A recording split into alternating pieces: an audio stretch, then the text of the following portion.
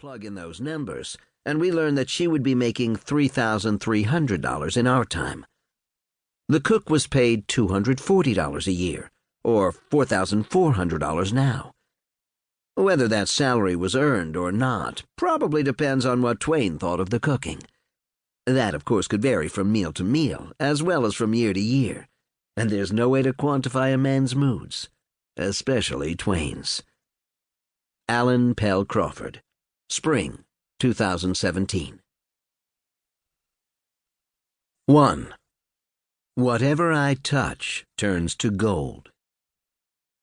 Like most of us, Mark Twain hated writing checks to other people. But there were times when he happily paid out large sums. Issuing a check for $200,000 drawn on the United States Bank of New York on February 27, 1886, for example, made him almost giddy. The check was made out to Julia Dent Grant, the widow of Ulysses S. Grant, the former President of the United States and Commanding General of the Union Army, had died of cancer the summer before, just after completing his remembrances of the Civil War. That payment represented the first profits from sales of Volume 1 of the Personal Memoirs of Ulysses S. Grant, published only a few months earlier by Charles L. Webster and Company, a startup publishing house that Twain had established 2 years before.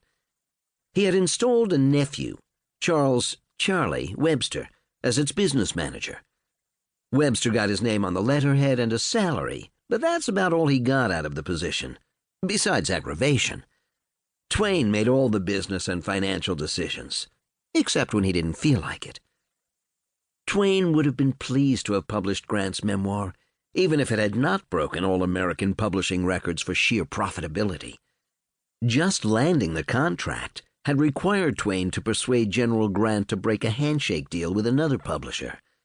The other publisher had offered Grant a 10% royalty. Twain countered by offering a royalty share unheard of then or since, 75%. The other publisher offered no advance against royalties. Twain said he would pay $25,000 up front.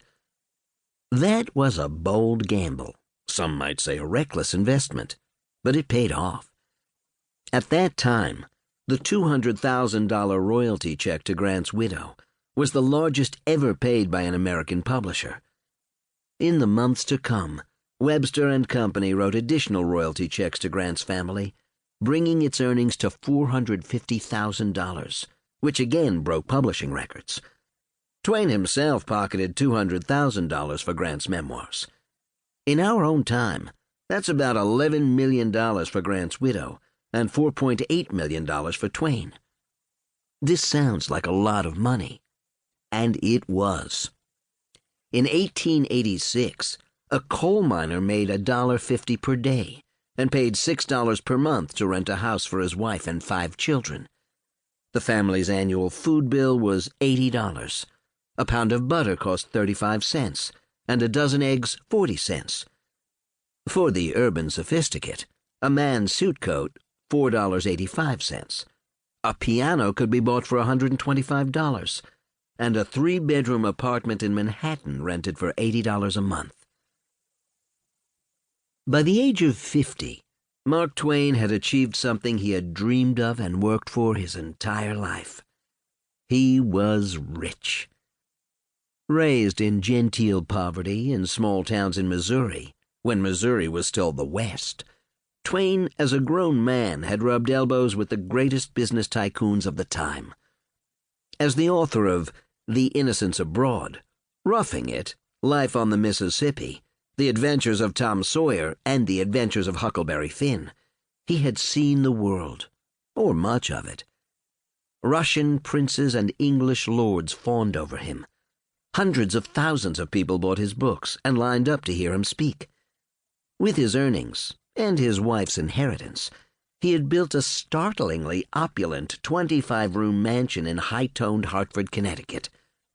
Justin Kaplan, the author of Mr. Clemens and Mark Twain, called the house part steamboat, part medieval stronghold, and part cuckoo clock. And now, as head of his own publishing firm, making money for other authors, he felt